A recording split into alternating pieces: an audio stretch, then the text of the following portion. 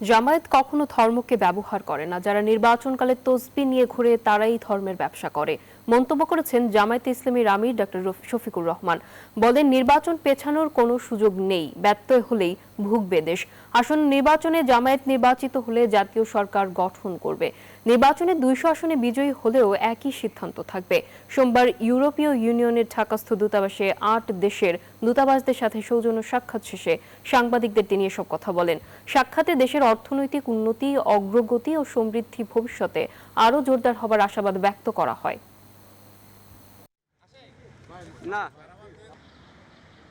আমরা ধর্মকে ব্যবহার করি না। ধর্ম ব্যবহার করলে কে করে সেটা আপনারা ভালো বুঝেন। ইলেকশনের সময় নতুন করে যারা বেশি বেশি নামাজ শুরু করেন, তসবিহ হাতে নিয়ে ঘুরা, ধর্মকে তারাই বোধহয় সম্ভবত ব্যবহার করে। আমরা কিন্তু সারা বছর তসবিহ হাতে নিয়ে ঘুরাই না, তসবিহ বুকে নিয়ে ঘুরাই আমরা। এবং আমরা আমাদের কাজগুলো আমাদের বিলিফের আওতায় করতে চাই।